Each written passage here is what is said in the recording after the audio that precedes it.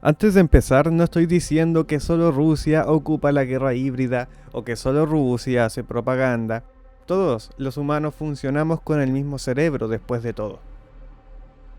¿Qué es la doctrina de guerra híbrida rusa? Depende de a quién le preguntes, porque desde el punto de vista americano el enfoque va en la manera híbrida de hacer las cosas, mientras que para los rusos quizás el enfoque va en el objetivo de la manera de hacer las cosas.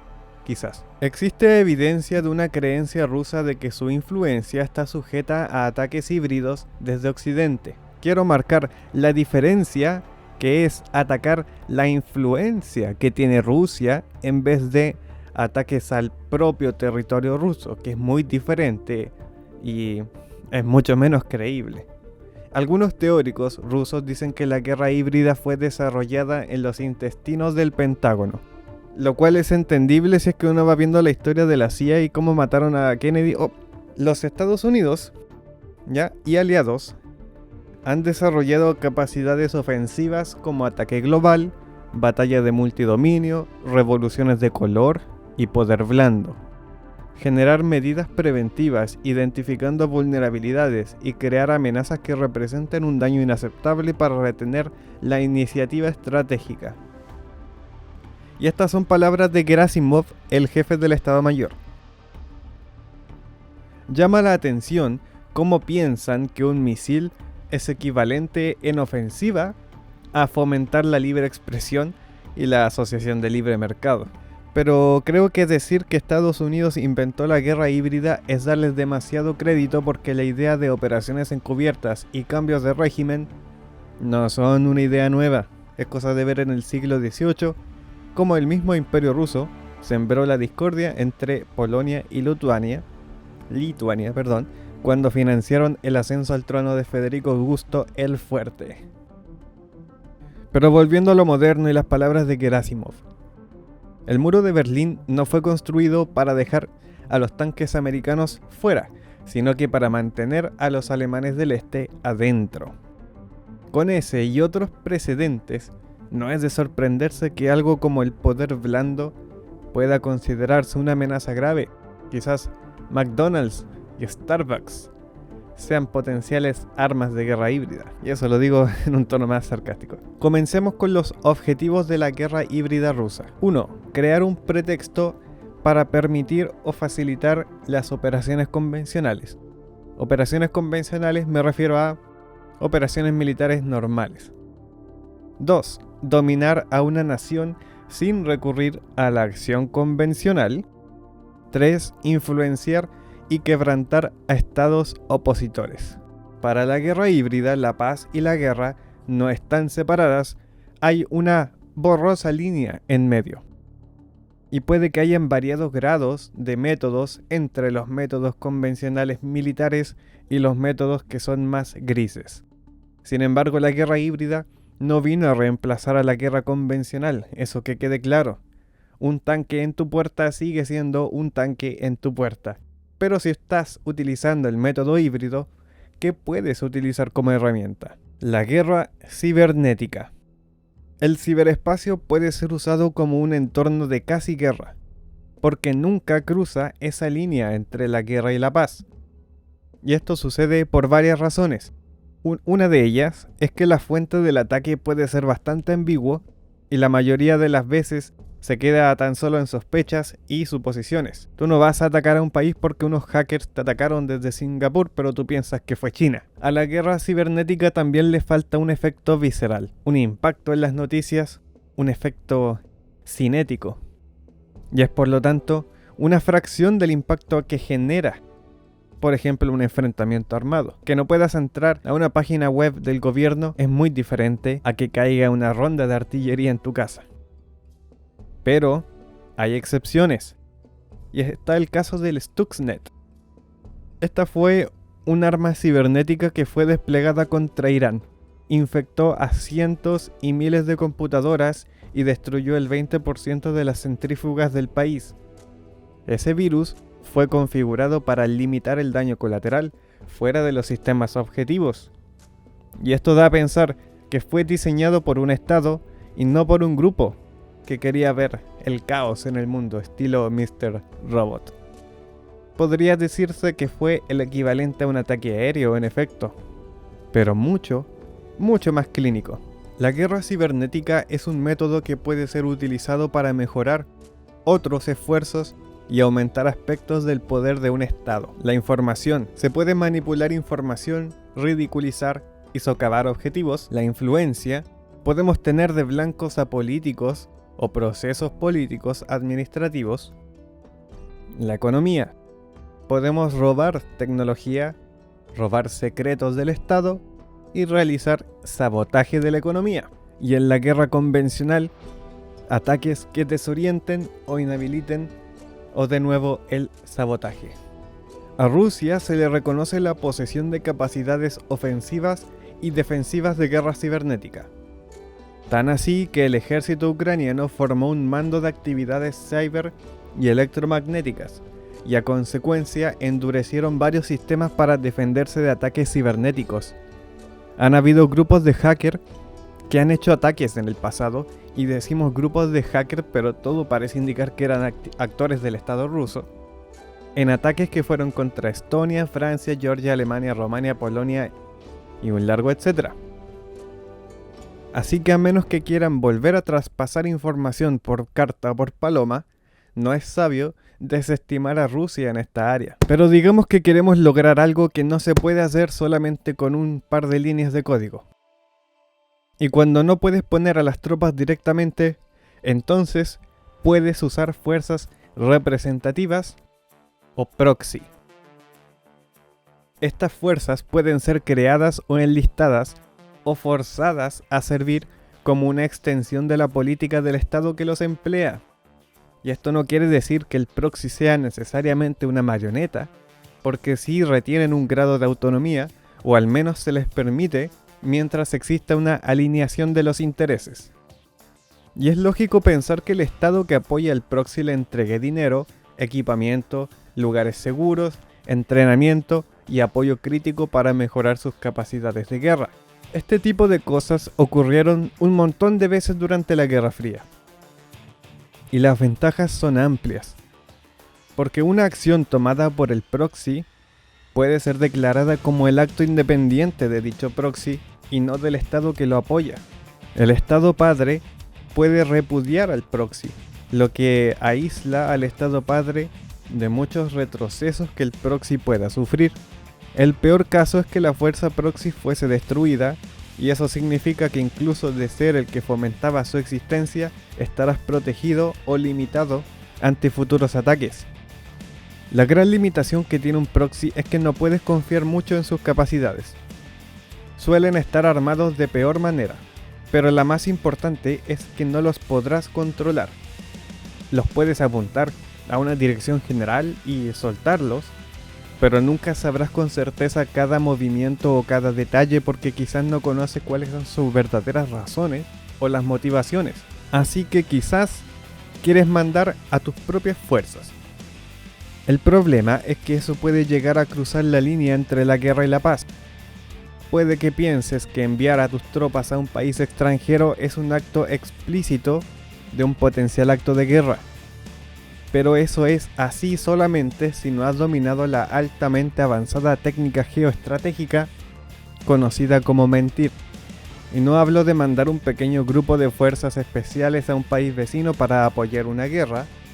Hablo de desplegar literalmente miles de soldados para que capturen objetivos militares sin tomar responsabilidad por el acto. El secreto pareciera ser lanzar una operación militar y luego simplemente decir que no fuiste tú, o no hacer ningún comentario al respecto. Uno de los ejemplos más obvios es el despliegue de Wagner. Son tipos que van a donde les dice Rusia, existen porque Rusia lo permite, pero usan insignias de Wagner y por lo tanto no son de Rusia.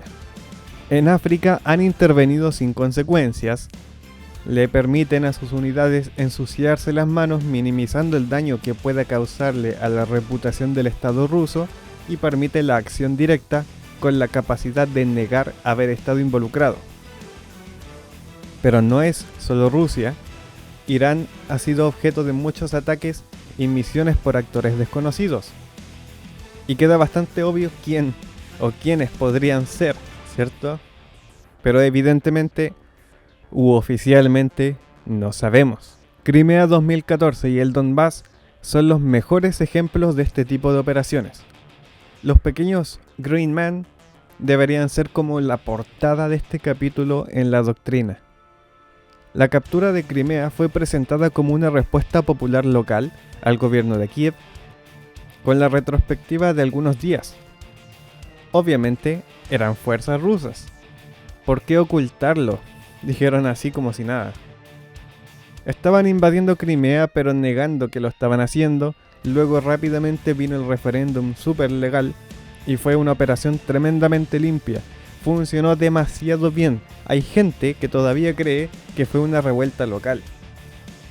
Lo del Donbass fue mucho más complejo y eso lo expliqué en el otro video que ya no existe, pero allí se llegó a los límites. No se pudo capturar todo el territorio rápidamente y el conflicto se estancó. Ahora voy a hablar acerca del método que con garantías traerá comentarios en contra y escritos en mayúsculas. La guerra de la información, o conocido como el mundo de la propaganda y relaciones públicas armadas. La doctrina rusa en este espacio de la guerra es relativamente simple. Hay que dominar el espacio, hay que formar perspectivas, hay que formar percepciones e impresiones emocionales. Tampoco se oculta el rol crítico que esto representa, y esto viene desde la Guerra Fría, pero la diferencia es que en esos tiempos el enfoque era ideológico fundamentalmente. Ahora está concentrado en un efecto más geopolítico estratégico. El dominio de la información es un elemento crítico. Es el principal en el que el resto de los esfuerzos se apoyan. Creo que debo recalcar este aspecto. El efecto es más importante que el propio mensaje. Ténganlo ahí como un pilar fundamental de todo lo que vamos a ver ahora. Y lo voy a repetir. El efecto es más importante que el mensaje. Y uno de esos efectos puede ser el de dividir y distraer.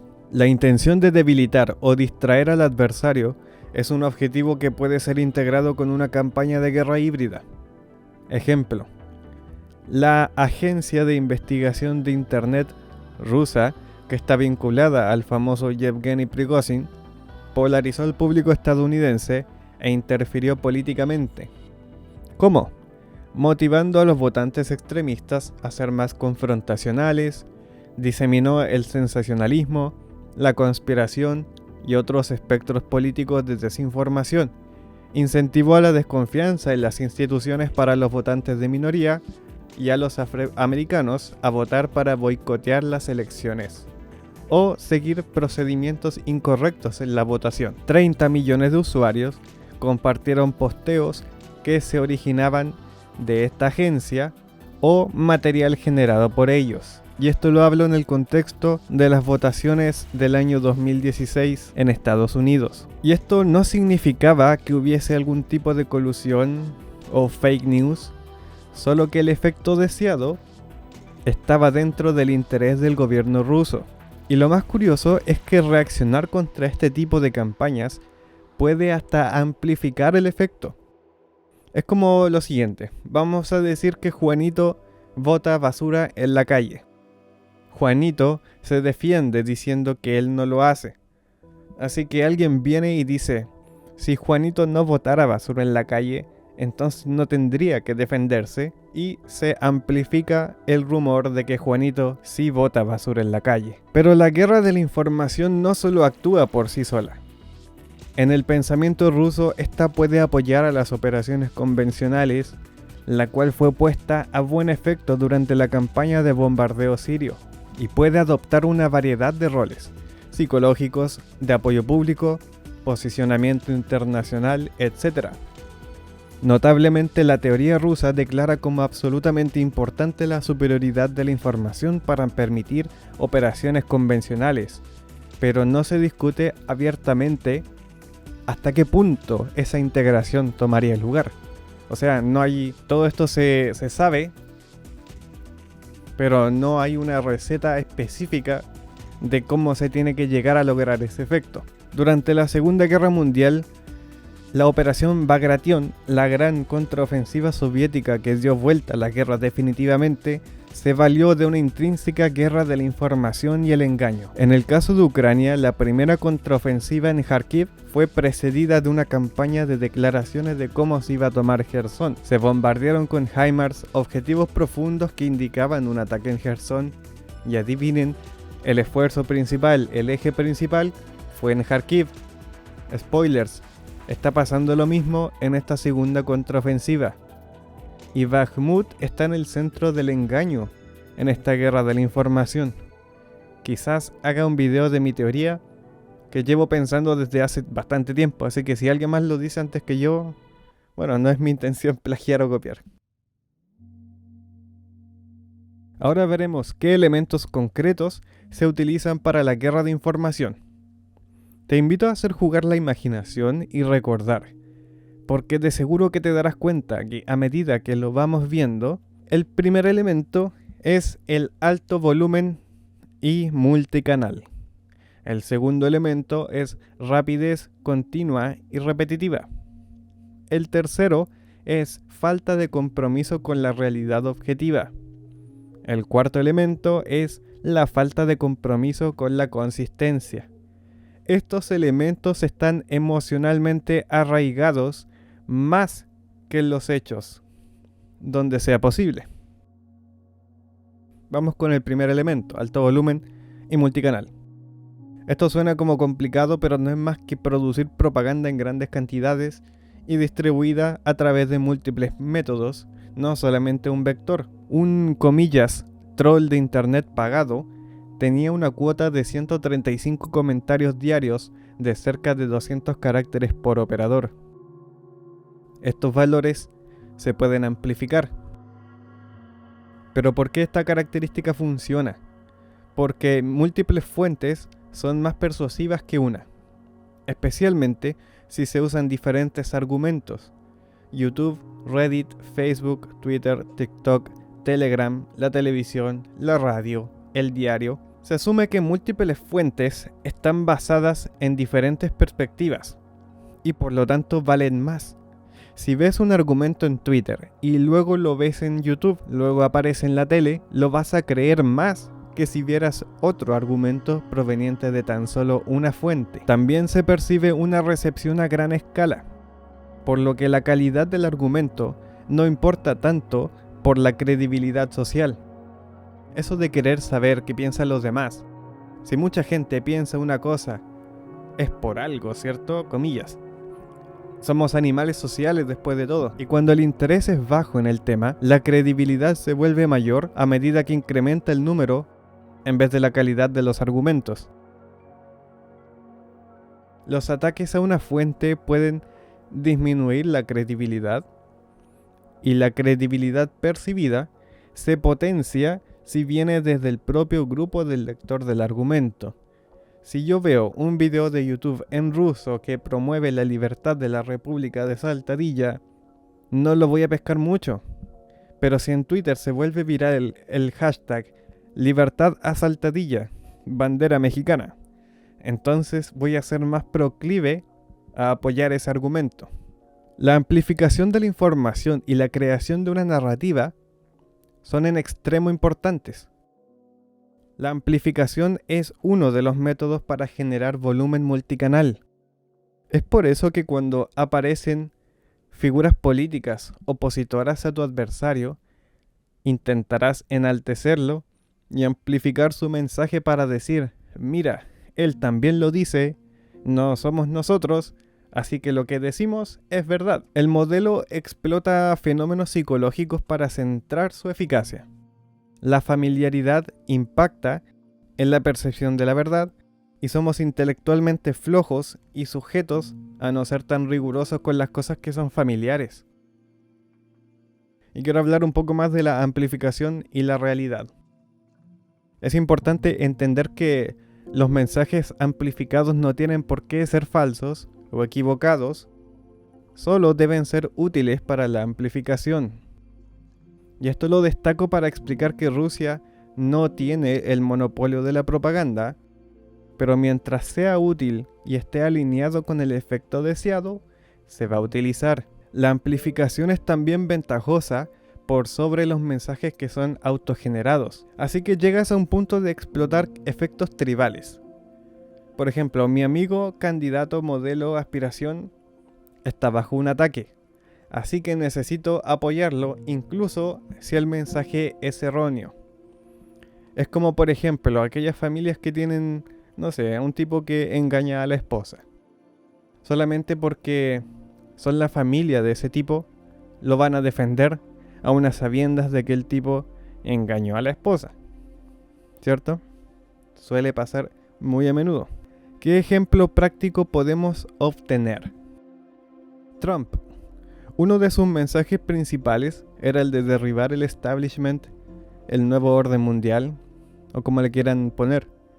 Para Rusia no es de interés que Estados Unidos se libre de la clase dominante, o que el nuevo orden mundial caiga en el sentido conspiranoica. Para Rusia, el interés es que Estados Unidos se debilite, que la Unión Europea se separe, que se concentren en sus propios temas introspectivos, así que se amplifica el mensaje de Trump. ¿O no les parece raro que Trump y Putin sean compañeros? Simplemente se alinean los intereses. Y no es que estén coludidos, simplemente se logra el efecto deseado. El segundo elemento, rápido, continuo y repetitivo. En resumen, es spamear. Nuevas narrativas y proposiciones que se distribuyen constantemente y que nunca paran. ¿Por qué esto funciona? Porque ser el primero tiene la ventaja. La primera exposición de una noticia suele ser más resiliente y suele quedar en el colectivo de la gente por más tiempo, o suele ser la única versión que conoce la gente.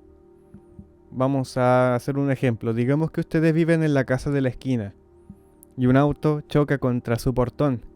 Llega la prensa y dice: ese auto chocó con la casa porque el conductor odia a las casas en las esquinas. Entonces se esparce el rumor: ese conductor odia las casas en las esquinas. Al rato el incidente se olvida y ya nadie presta atención y mucha menos gente vuelve a mirar el incidente, donde aparece una segunda fuente refutando el hecho de que el conductor no es que odiaba las casas esquineras, simplemente estaba ebrio. La exposición repetitiva se correlaciona con una aceptación de la verdad, la familiaridad está correlacionada con la verdad, y la gente que no está interesada en el tema despliega una heurística de frecuencia, favoreciendo lo más frecuentemente dicho, porque sencillamente no tienen el tiempo o el interés para investigar más del tema, porque la refutación de un argumento no puede estar en todos lados y todo el tiempo.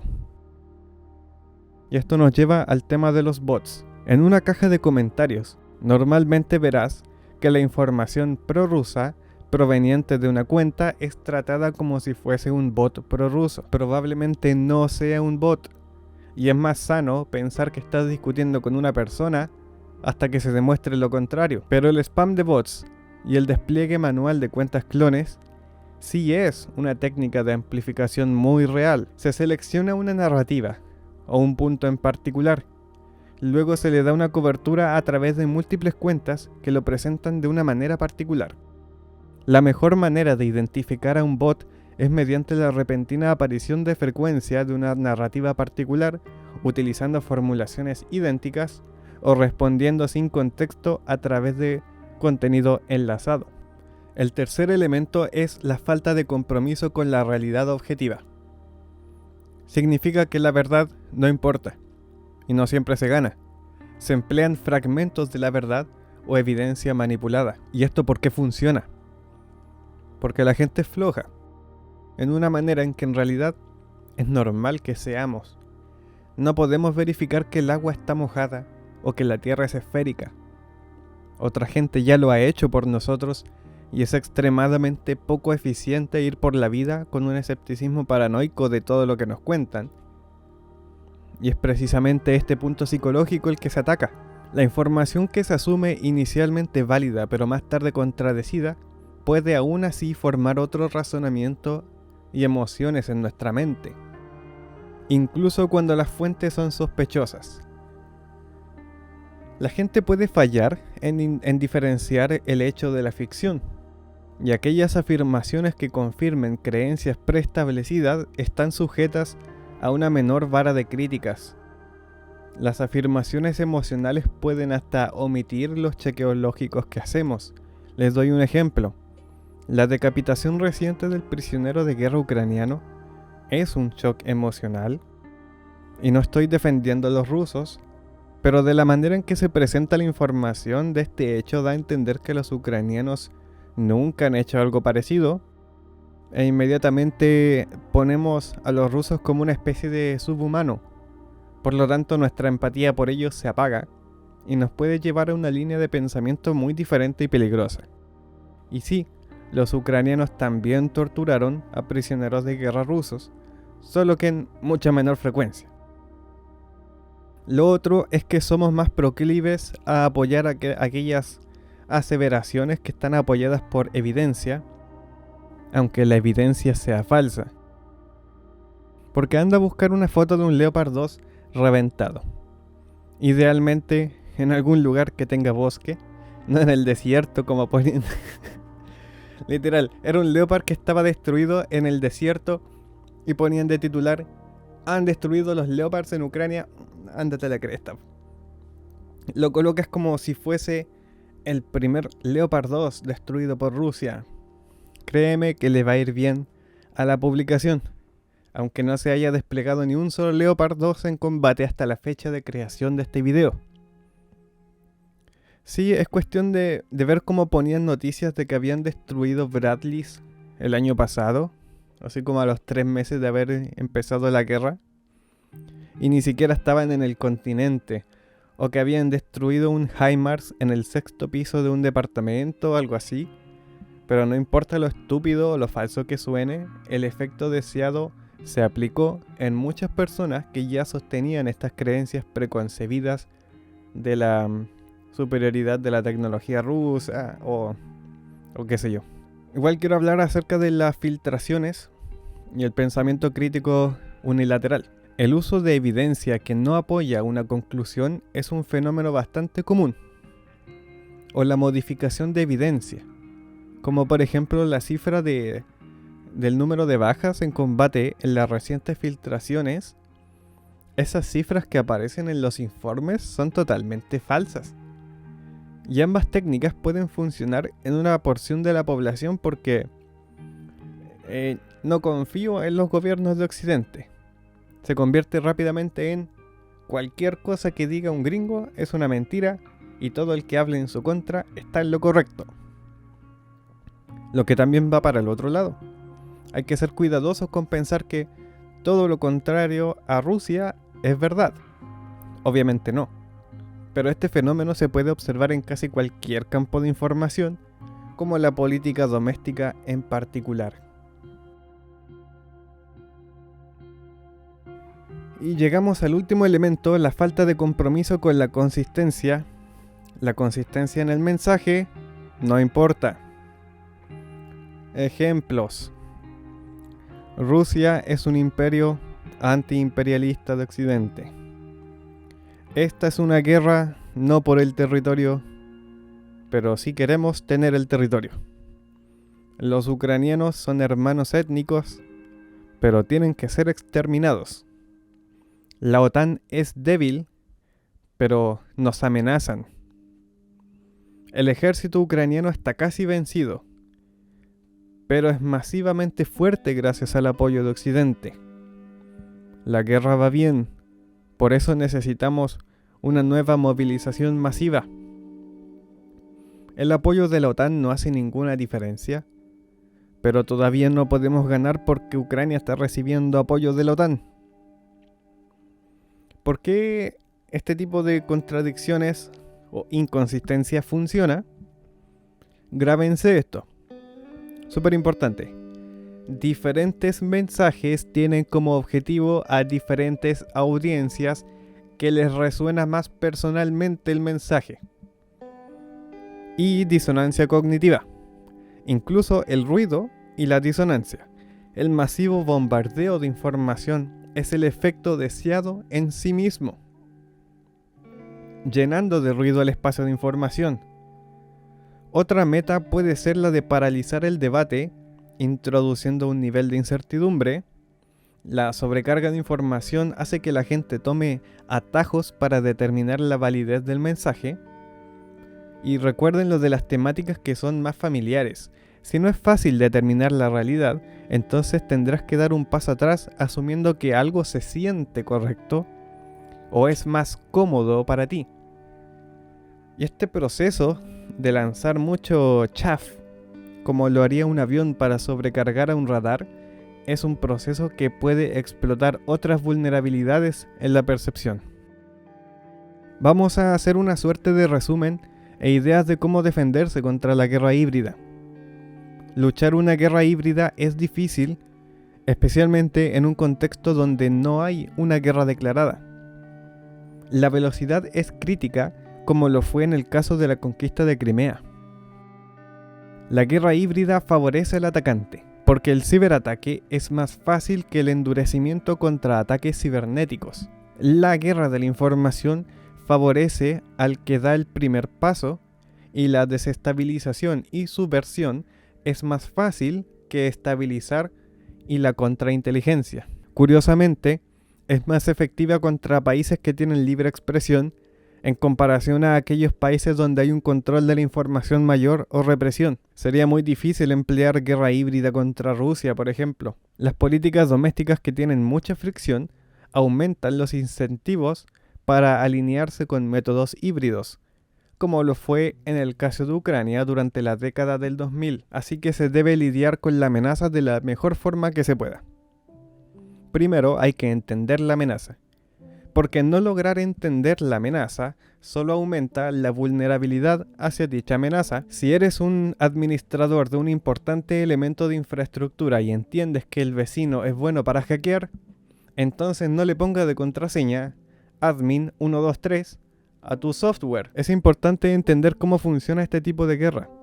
Sin embargo, esto implica un incremento en la ambigüedad y el tiempo de respuesta. Todos saben lo lentos que son los gobiernos cuando se enfrentan a una situación un poco fuera de lo común. Reunión tras reunión para definir qué marca de café se va a tomar para la reunión para conversar del tema. Imagínense cuando se trata de guerra híbrida.